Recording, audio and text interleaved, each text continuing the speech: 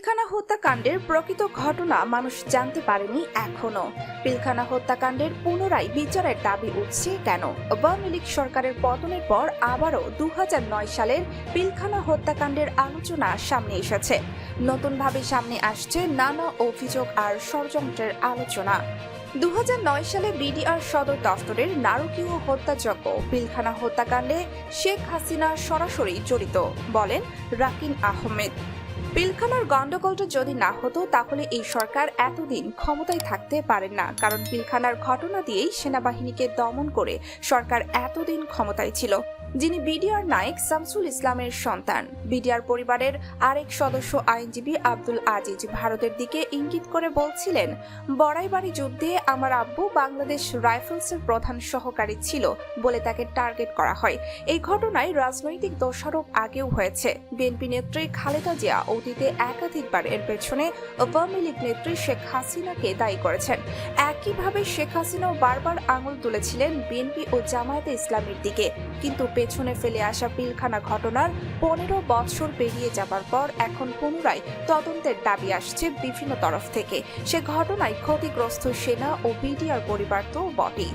পিলখানায় 2009 সালের 25 ও 26 ফেব্রুয়ারি বিডিআর বিদ্রোহের সময় সেনাপ্রধান ছিলেন জেনারেল মঈন ইউ আহমেদ।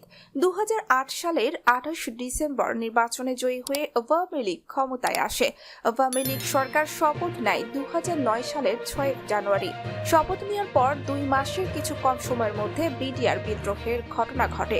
নির্মম হত্যাকাণ্ডের শিকার হন 57 জন সেনা কর্মকর্তা সহ 74 জন। সেই ঘটনায় সেনাপ্রধান হিসাবে নিজের ও সেনাবাহিনীর ভূমিকা তুলে ধরেছেন মঈন ইউ আহমেদ। পিলখানা হত্যাকাণ্ডের প্রকৃত ঘটনা মানুষ এখনো জানতে পারেনি। তিনি বলেছেন, হত্যাকাণ্ডটি নিয়ে 15 বছরে শুধু বিগত সরকারের কথা শুনতে হয়েছে। প্রকৃত ঘটনা অনেক কিছুই জানা নেই, জনগণও জানতে পারেনি। পিলখানায় 2009 সালের 25 ও 26 ফেব্রুয়ারির মধ্যে 46টিরও বেশি স্থানে বিডিআর ফাঁড়িতে দুর্দান্ত আন্দোলনের লক্ষণ দেখা গেছে। বিডিআর জওয়ানরা দাবি করেছিল যে সাতক্ষীরা, দিনাজপুর, নওগাঁ ও নেত্রকোনায় যশোর বিডিআর গ্যারিসনের পাশাপাশি বড় বড় বিডিআর প্রতিষ্ঠানগুলো দখল করে। সেদিন সকাল 9:47 বিডিআর এর ডিজিকে ফোনে পাওয়া যায় বলে উল্লেখ করেন মঈন ইউ আহমেদ। বার্ষিক বিডিআর সপ্তাহ এর দ্বিতীয় দিনে শুরু হয়েছিল বিদ্রোহ। এর আগের দিন তৎকালীন প্রধানমন্ত্রী শেখ হাসিনা এটি উদ্বোধন করেছিলেন। তিনি আরো বলেন, দরবার চলাকালীন 2 জন সশস্ত্র সৈনিক দরবার হলে প্রবেশ করে। একজন ডিজির পেছনে এসে দাঁড়ায়, অপরজন দরবার হল অতিক্রম করে বাইরে চলে যায়। তারপর পরই বাইরে থেকে গুলির শব্দ আসে। গুলির শব্দ শোনার সঙ্গে সঙ্গে দরবার হলে উপস্থিত সৈনিকেরা গন্ডগোল শুরু করে দেয়। বিডিআর এর মহাপরিচালক শাকিল আহমেদ বিদ্রোহের প্রথম দিনেই হত্যার শিকার হন। আরও কয়েক ডজন বিডিআর সিনিয়র কমান্ডারকে হত্যা করা হয়। যখন বিদ্রোহীরা অফিসারদের বাসভবনে হামলা করে, তখনই আহমেদকে হত্যা করে। তারা আহমেদের বাড়িতেও অভিযান চালিয়ে মূল্যবান জিনিসপত্র লুট করে। অতিরিক্ত ক্রসফায়ারে 7 জন বেসামরিক লোককে হত্যা করা হয়। দেশের ইতিহাসে একসঙ্গে এত বেশি সংখ্যক সামরিক বাহিনীর কর্মকর্তা নিহত হননি।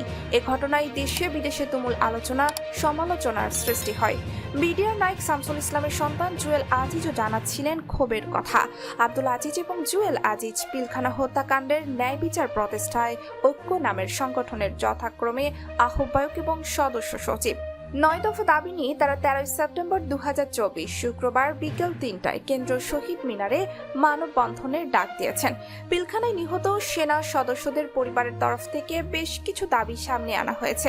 এর মাঝে আগের সব তদন্ত প্রতিবেদন বিস্তারিত প্রকাশ, ক্ষতিগ্রস্ত ও চাকরিচ্যুত পরিবারের ক্ষতিপূরণ, নির্দোষ বিডিআর সদস্যদের মুক্তির মতো বিষয়ও রয়েছে।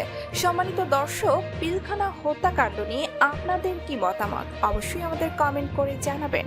আর আমাদের আপডেট সব ভিডিও পেতে আমাদের চ্যানেলটি সাবস্ক্রাইব করে বেল বাটনটি ক্লিক করে রাখুন।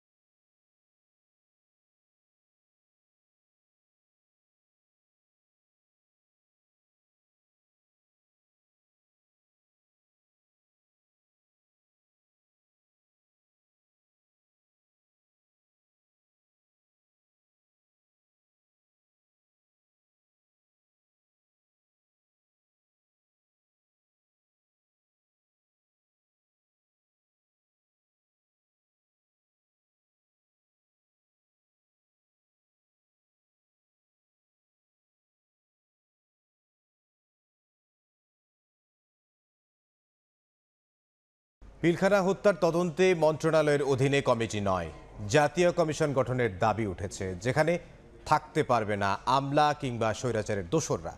হত্যার বিচারের দাবিতে সকালে কেন্দ্রীয় শহীদ মিনারে মানববন্ধনে এ দাবি জানান নিহতদের পরিবারের সদস্য ও সাবেক বিডিআর কর্মকর্তারা। এদিকে সচিবালয়ে স্বরাষ্ট্র উপদেষ্টা জানান, পূর্ণাঙ্গ তদন্তে 5 কর্মদিবসের মধ্যে কমিটি গঠন করা হচ্ছে। কেউ হারিয়েছেন বাবা, কেউ বা স্বামী, কারো স্বজন আবার 15 বছর ধরে কারাগারে। 2009-এ বিডিআর সদর দফতরে 74 হত্যাকাণ্ডের বিচার এখনো শেষ হয়নি। তাই কেন্দ্রীয় শহীদ মিনার আজও প্রকম্পিত বিচার দাবির স্লোগানে। শহীদ মিনারে মানববন্ধনে অংশ নিয়ে বৈষম্য বিরোধী ছাত্র আন্দোলনের কেন্দ্রীয় সমন্বয়ক ও নিহতদের পরিবারের সদস্যরা অভিযোগ করেন, সুষ্ঠু তদন্তে গড়িমসি করছে সরকার। কিন্তু নিন্দা জানানোর মধ্যে সীমাবদ্ধ থাকবে না, আমাদের কেন আন্দোলনে নামতে হবে? আপনারা বিপ্লবী সরকার নন বটে, কিন্তু আপনারা বিপ্লবীদের প্রতিনিধিত্ব করছেন ওইখানে। এই সাইকোলজিক্যাল প্যাথোলজিক্যাল সাইকোপ্যাথ কিভাবে আমাদের 24 অফিসার নজন অফিসার গুলোকে হত্যা করেছে তার সুষ্ঠু তদন্ত এই মুহূর্তে আগামী 24 ঘন্টার মধ্যে কমিশন গঠন করে তার নমুনা দেখে। সাবেক বিডিআর কর্মকর্তারা বলেন, সত্য গোপনে বারবার প্রহসনের কমিটি করেছিল পতিত আওয়ামী লীগ সরকার। এবার তাই সুষ্ঠু তদন্তের স্বার্থে গঠন করতে হবে জাতীয় কমিশন। এটা স্বরাষ্ট্র মন্ত্রণালয়ের কোনো কমিটি হবে না, এটা জাতীয় কমিটির কমিশন হতে হবে। যারা স্বরাষ্ট্র মন্ত্রণালয়ে আছেন অনুগ্রহপূর্বক গেজেটে পাবলিশ করেন, আমাদের রাজপথে নেওয়াবেন না। নিরপেক্ষ তদন্ত কমিটি গঠন করতে হবে। কোন বিতর্কিত ব্যক্তিকে, ফ্যাসিস্ট রেজিমের কোন ব্যক্তিকে এই তদন্ত কমিটিতে রাখা যাবে না। সচিবালয়ে ব্রিফিংয়ে স্বরাষ্ট্র উপদেষ্টা জানান, পিলখানা হত্যাযজ্ঞের বিচারের জন্য 5 কার্যদিবসের মধ্যে গঠন করা হবে তদন্ত কমিটি। বিডিআর হত্যাকাণ্ডের ন্যায় বিচার নিশ্চিতকরণে আগামী 5 কার্যদিবসের মধ্যে একটি তদন্ত কমিটি গঠন করা হবে। অবসরপ্রাপ্ত বিচারক, সিভিল সার্ভিস, সশস্ত্র বাহিনী ও পুলিশের অবসরপ্রাপ্তদের নিয়ে গঠিত করা হবে। হত্যা মামলা চলমান থাকলেও 2010 সালের পর থেকে বিস্ফোরক আইনের মামলায় 834 আসামির বিরুদ্ধে বিচার কাজ থমকে আছে। ধ্রুব ব্যানার্জি, সময় সংবাদ, ঢাকা।